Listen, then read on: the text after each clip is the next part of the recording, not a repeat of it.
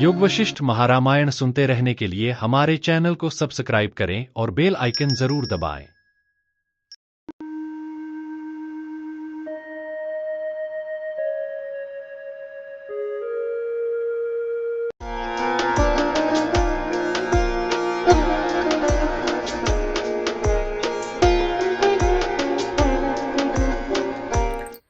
पिछले सर्ग में महर्षि वशिष्ठ ने श्री राम को समझाया कि अधिकांश लोग अविद्या, अज्ञान और भौतिक लिप्साओं में इतने डूबे हुए हैं कि वे किसी भी आध्यात्मिक ज्ञान के योग्य नहीं हैं। वे आत्मज्ञान के उपदेश को सुनने, समझने और अपनाने में अक्षम हैं। सर्ग 14 यह दर्शाता है कि जैसे नेत्रहीन को चित्र दिखाना या मृत व्यक्ति से मार्ग पूछना व्यर्थ है, वैसे ही अज्ञानियों को उपदेश देना निष्फल है। वशिष्ठ जी फिर जीव जगत की हिंसात्मक श्रृंखला का वर्णन करते हैं। कैसे एक प्राणी दूसरे का शिकार बनता है। छोटे कीड़े मकोड़ों से लेकर बड़े पशु पक्षियों तक सब एक दूसरे को निगलते रहते हैं। यह शिकार जीवन के अस्थायी और भंगुर स्वभाव को दर्शाती है। फिर वे यह स्पष्ट करते हैं कि यह सब भ्रम उस झूठे मन के कारण है जो वास्तव में कोई स्वतंत्र सत्ता नहीं है। यह केवल कल्पना है और जब तक मन के भ्रम से छुटकारा नहीं मिलता तब तक आत्मा का साक्षात्कार नहीं हो सकता। आत्मा ही सत्य है और मन का त्याग कर उसी में स्थित होना ही मुक्ति का मार्ग है। अंत में वशिष्ठ जी राम को प्रेरित करते हैं कि वे अपने आत्मचेतन स्वरूप में स्थित हों। विषय वासनाओं से विमुख होकर केवल ब्रह्म में ध्यान लगाएं और मन की मिथ्या सत्ता को पूर्ण रूप से नकार दें। यही वास्तविक शांति और परम सुख का उपाय है। ये थे सर्ग 14 के सार। और अब आइए विस्तार से जानते हैं सर्ग 15 को। सर्ग 15 उपशम प्रकरण। चित्तता को प्राप्त हुआ आत्मा जिससे संसार में बंधता है, अनर्थ बीजों से पूर्ण उस विचित्र तृष्णा का वर्णन। चित्त का अनुसरण करने पर तृष्णा की अभिवृद्धि से अनर्थों की परंपरा होती है। यह दर्शाने के लिए भूमिका बांधते हैं। हे श्री रामचंद्र जी, संसार की बीज कण रूप जीवों के बंधन के लिए जाल स्वरूप अपवित्र इस चित्त सत्ता का अनुसरण कर रहे आत्मा, जिसने अपना ब्रह्मात्म रूपता का त्याग कर दिया, अविद्या से आच्छन्न ज्ञान को, जिसकी अभिव्यक्ति इंद्रिय वृत्तियों की अधीन है, प्राप्त कर रहे चित्त के ही अनुरोध से चित्त कल्पित देहादि संघात ही मैं हूँ ऐसा अनुसंधान करता है और चित्त से प्राप्त किए गए नाना विषयों की कल्पना से होने वाले राग द्वेष वासना रूप मल को धारण करता है। वह राग द्वेष वासना रूप मल को धारण करे, उससे क्या? ऐसा यदि कोई कहे तो उस पर कहते हैं, प्रतिदिन बढ़ रहे महामोह को देने वाली, भय देने वाली और हजारों मरण, मूर्छा और भ्रांतियों की हेतु होने से विषलता रूप तृष्णा राग द्वेष वासना रूपी मल को धारण करने वाले आत्मा के लिए मूर्छा ही देती है, सुख का लेस भी नहीं देती। जैसे आकाश में मेघ गर्जन, वृष्टि आदि अनेक विकार करने वाली वर्षा ऋतु की अंधेरी रात जब जब उदित होती है तब तब महामोहप्रद होती है, वैसे ही अनंत आत्मा में विकार करने वाली यह तृष्णा भी जब जब उदित होती है तब तब महामोह देती है। महादेव आदि देवता प्रलय काल की अग्नि की ज्वालाओं के संताप को सहने के लिए समर्थ हैं, किंतु तृष्णा रूपी अग्नि की ज्वालाओं के संताप को सहने के लिए समर्थ नहीं है। तीखी, काली, दीर्घ और घोर तृष्णा रूपी तलवार, जो शीतल होती हुई भी उत्तर काल में दुख देने वाली है, अपने अंग को सदा काटती है। हे श्री रामचंद्र जी, संसार में जो ये दुर्निवार दुख से दूर करने के अयोग्य बड़े बड़े दुख हैं, वे तृष्णा रूपी लता के फल हैं। मन रूपी बिल में छिपी हुई यह तृष्णा रूपी भेड़िया अदृश्य होकर ही मनुष्य के शरीर से मांस, हड्डी, खून आदि खाती है। जड़ तृष्णा जलमय वर्षा ऋतु की नदी के समान क्षण भर में वृद्धि को प्राप्त होती है, क्षण भर में रिक्त हो जाती है और टीला, कांटे, जंगल आदि में प्रवेश कराकर पुरुष को काटती है, मूर्छा ही देती है। ऐसा जो पहले कहा था उसी का विवरण करते हैं। तृष्णा से पीड़ित पुरुष जो दीनता का भोग कर चुका, जिसका हृदय नष्ट हो गया एवं जिसका तेज चला गया, नीचता को प्राप्त होता है, घबराता है, रोता है और गिरता है। तृष्णा का नाश होने पर सब दुख निवृत्त हो जाते हैं, सब पुण्यों का उदय होता है। जिस वृक्ष रूपी पुरुष के खोखले रूपी हृदय में काली सांपिन रूपी तृष्णा बैठी नहीं है, उस पुरुष के हृदय रंध्र में चलने वाले प्राणवायु स्वस्थ रहते हैं। इसमें संदेह नहीं कि जिस पुरुष में तृष्णा रूपी अंधेरी रात अस्त हो गई, उसमें शुक्ल पक्ष में चंद्रमा के समान पुण्य बढ़ते हैं। जो पुरुष रूपी वृक्ष तृष्णा रूपी घुनों से घुन नहीं गया, वह सदा पुण्य रूपी फूलों से प्रफुल्लित दशा को प्राप्त होता है। विवेक रहित पुरुषों के चित्त रूपी अरण्य में अनंत व्याकुलता रूप कल्लोलों से युक्त और भ्रांति रूपी भावरियों से ठसाठस भरी हुई तृष्णा रूपी नदी बहती है। तृष्णा द्वारा ये सब लोग धागे से बंधे हुए पक्षी के तुल्य पहले धन प्राप्ति के लिए देश विदेश में घुमाए जाते हैं, तदंतर धन की रक्षा, व्यय, नाश आदि की चिंता और शोक से जर्जरित किए जाते हैं और अंत में मारे जाते हैं।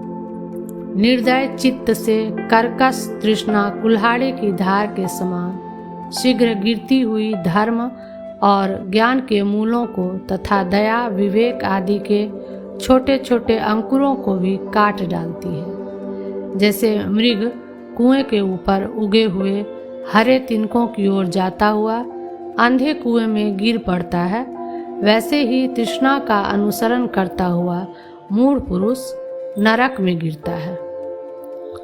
बुढ़ापा कितना ही जोर शोर का क्यों न हो, पर वह नेत्रों को उतना अंधा नहीं बनाता जितना कि हृदय की पिशाची रूप कृष तृष्णा अंधा बनाती है। हृदय में स्थित उल्लू रूप अमंगलभूत तृष्णा से जो हृदय में घोंसला बना चुकी हो, उससे भगवान विष्णु तक वामनता को प्राप्त हो। ईश्वर से प्रयुक्त या देव भोग्य सुखलेस विषयनी रज्जु की तरह हृदय में गुथी हुई इस अलौकिक तृष्णा से ही प्रतिदिन सूर्य आकाश में घुमाए जाते हैं, जिसका आकार सर्व दुखमय है एवं जो जगत के सब लोगों के जीवन का नाश करती है। ऐसी तृष्णा का क्रूर सांपिन के समान मनुष्य को दूर से ही त्याग करना चाहिए। सारा संसार व्यवहार तृष्णा से ही होता है। इस आशय से कहते हैं, तृष्णा से ही वायु बहती है, तृष्णा से पर्वत खड़े हैं, तृष्णा से ही पृथ्वी जीवों का धारण करती है। सारा त्रैलोक्य तृष्णा से ही धारण किया गया है। यह सारी लोक यात्रा तृष्णा रूपी रज्जु से बंधी हुई है। रज्जु बंधन से तो लोग मुक्त हो जाते हैं, परंतु तृष्णा रूपी बंधन से कोई मुक्त नहीं हो सकते। इसलिए हे श्री रामचंद्र जी, संकल्प त्याग से आप तृष्णा का त्याग कीजिए। संकल्पहीन मन नहीं है, अर्थात संकल्प के अभाव में मन नहीं रह सकता, ऐसा युक्तियों से निर्णय किया गया है। मन ही जब नहीं रहेगा तब तृष्णा कहाँ से होगी? यह भाव है। हे महाबाहो, पहले आप अपने चित्त में तुम, मैं, यह, इस दुराशा का अर्थात सब दुराशाओं के निमित्त भूत तमोमय अभिमान का संकल्प न कीजिए। हे श्री रामचंद्र जी, यदि आप दुख को उत्पन्न करने वाली अनात्मा में आत्म भावना की भावना न करेंगे तो आप तत्व ज्ञानियों में गिने जाएंगे। हे श्री रामचंद्र जी, इस अपवित्र अहं भावमय तृष्णा को अनअहं भाव रूप कैंची से काटकर आप संपूर्ण भूतों से होने वाले भयों का तिरस्कार कर संसार की बाग भूमि ब्रह्म में स्थित हो जाइए। 15वां सर्ग समाप्त।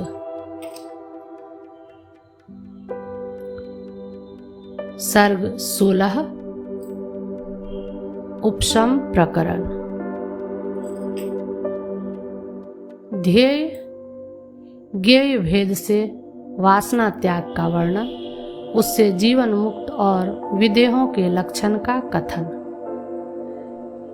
जीवित पुरुष देह में अहम भाव का त्याग नहीं कर सकता और शिष्य के मरण में गुरु का तात्पर्य नहीं हो सकता। अतः एतामहं भावमयीं तृष्णां छित्त्वा इत्यादि कथन के तात्पर्य को न समझ रहे श्री रामचंद्र जी पूछते हैं। श्री रामचंद्र जी ने कहा, हे भगवान, जो आप मुझसे कहते हैं कि अहंकार तृष्णा का ग्रहण तुम मत करो, आपका यह वचन स्वभावतः जटिल है। हे प्रभु, यदि मैं अहंकार का त्याग करूं तो मुझे देह नामक अवयव सन्निवेश का पूर्ण रूप से त्याग करना पड़ेगा। भाव यह है कि प्राण और अहंकार की एकता स्वयं आप ही पहले कहा आए हैं। अतः प्राणों को बचाकर अहंकार के त्याग का संभव नहीं, इसलिए अहंकार के साथ प्राण भी अवशिष्ट नहीं रहेंगे। जैसे जानू के तुल्य विशाल तने से वृक्ष धारण किया जाता है, वैसे ही अहंकार से यह शरीर धारण किया जाता है। अहंकार का विनाश होने पर यह शरीर अवश्य नष्ट हो जाता है। जैसे कि तने के आरा द्वारा काटे जाने पर महान वृक्ष गिर जाता है। इसलिए मैं इस अहंकार का कैसे त्याग करूं, कैसे जीऊं? हे वक्ताओं में श्रेष्ठ मुनि जी, इस विषय को खूब विचार कर मुझसे कहिए। श्री वशिष्ठ जी ने कहा, हे कमल नयन श्री रामचंद्र जी, विद्वानों द्वारा ज्ञेय और ध्येय भेद से दो प्रकार का वासना त्याग सर्वत्र कहा जाता है। ज्ञेय यानी विद्वानों से समाधि काल में या विदेह मुक्ति में ज्ञान से बाधित। ध्येय यानी अधिष्ठान मात्र परिशेष रूप। व्युत्थान काल में वाक्य जन्य अखंडाकार वृत्ति से वासना सहित अज्ञान का बाध होने पर भी जीवन मुक्ति प्रतिपादक शास्त्र के अनुरोध से और प्रारब्ध फल भोग के शेष रहने से उन दोनों के निर्वाह के लिए बाधित अनुवृत्ति वाले अविद्यालेश के शेष का या विक्षेपांश के अबाध का स्वीकार करना पड़ता है, एवं जिसमें अहम भाव का अध्यास नहीं, ऐसी देह से भोग हेतु व्यवहार की सिद्धि न होने से उसमें तात्कालिक अहंकार भास की अनुवृत्ति विद्वानों के अनुभव से सिद्ध है। अतः व्युत्थान दशा में अहंकार बाध के अनुसंधान प्रयत्न साध्य होने के कारण प्रायः ध्यान रूप है। इसलिए उक्त वासना त्याग ध्येय के समान होने के कारण ध्येय है। उन दोनों में दूसरे पक्ष का उपादन करते हैं। विवेकियों की दृष्टि से दो अहं प्रतीति गोचर प्रतीत होते हैं। एक देह, इंद्रिय, बुद्धि और मन की अपेक्षा करने वाला, और मित्र, पुत्र, स्त्री, धन आदि की ममता वाला संघातात्मा और दूसरा अखंडैक स्वभाव, जागृत, स्वप्न, सुसुप्ति, इन 3 अवस्थाओं और मरण, मूर्छा, जन्मांतर का साक्षी, विवेक करने पर अवशिष्ट चिन्मात्र स्वभाव वाला। उनमें प्रथम के स्वरूप का पहले विचार कर निश्चय करना चाहिए। इस देह, इंद्रिय आदि पदार्थों और उपभुक्त बाहरी अन्न पान आदि पदार्थों का मैं संघात्मा हूँ। मेरे ये जीवित हैं, यानी मेरे स्वरूप सिद्धि में निमित्तभूत हैं। अतएव इनके बिना मैं व्यवहार में कुछ भी नहीं हूँ और मेरे बिना ये कुछ नहीं है। ऐसा अंतःकरण में प्रथम अहं पदार्थ का निश्चय करके मन के साथ उसके पृथक करने पर संघातात्मा को अत्यंत असद रूप ही जानकर दूसरी अखंडैक रस आत्मा की चिद्रूप से मैं पदार्थ का संघातात्मा नहीं हूँ और ये पदार्थ मेरे जीवित नहीं है, ऐसे ज्ञान से तद्रूप भावना करने पर लीला से कार्य कर रही अंतः शीतल बुद्धि से जो भावना रूप वासना त्याग है, उसे हे श्री रामचंद्र जी मैंने ध्येय वासना त्याग कहा है। प्रथम वासना क्षय का उपादन करते हैं। सारे जगत को ब्रह्म रूप से जानकर भूमिका अभ्यास के क्रम से जो वासना त्याग को करके निरहंकार और निर्विकल्प समाधिस्थ है, अथवा प्रारब्ध क्षय द्वारा जो सर्वथा देह त्याग है, वह ज्ञेय वासना क्षय कहा गया है। अहंकारमयी वासना का त्याग कर जो लोक संग्रहोचित व्यवहार से स्थित रहता है, ध्येय वासना त्याग वाला वह जीवन मुक्त कहलाता है।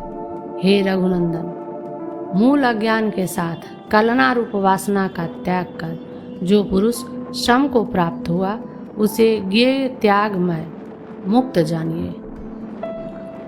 पूर्वोक्त ध्येय वासना त्याग करके जीवन मुक्त महात्मा सज्जन शिरोमणि जनक आदि लोक संग्रहोचित व्यवहार से स्थित रहते हैं। ज्ञेय वासना त्याग करके शांति को प्राप्त हुए विदेह मुक्त पुरुष पर ब्रह्म में ही स्थित रहते हैं। हे श्री रामचंद्र जी, ये पूर्वोक्त दोनों ही त्याग समान है, दोनों मुक्त पद में स्थित हैं। ये दोनों ही ब्रह्मता को प्राप्त हैं और दोनों संताप रहित हैं। हे अनग, युक्त मति, अयुक्त मति, ये दोनों ही अविद्या मल रहित ब्रह्म में ही केवल स्थित है। उनमें से एक यानी व्युत्थित पुरुष चंचल शरीर वाला स्थित रहता है और दूसरा शांत देह रहता है। एक स्वदेह निर्मुक्त पुरुष संताप रहित स्थित रहता है, दूसरा शरीर त्याग करके मुक्त हुआ पुरुष वासना शून्य होकर रहता है। निरंतर यथा समय सुख दुखों के आने पर जिसको न हर्ष होता है न विषाद होता है, वह मुक्त कहा जाता है। जिस पुरुष को इष्ट और अनिष्ट वस्तुओं में इच्छा और द्वेष नहीं होते और जो पुरुष अज्ञानी की दृष्टि में इष्ट और अनिष्ट रूप से सम्मत वस्तुओं में सुसुप्त पुरुष के तुल्य अनासक्त होकर व्यवहार करता है, वह मुक्त कहा जाता है। शरीर में और शरीर के संबंध में अहम, मैं, मम, मेरा, ऐसी हेयोपादेय कलना जिस पुरुष के अंदर छीन हो गई है, वह जीवन मुक्त कहा जाता है। हर्ष, रोग, भय, क्रोध, काम और कार्पण्य दृष्टियों का जिसके हृदय में स्पर्श नहीं होता, वह मुक्त कहलाता है।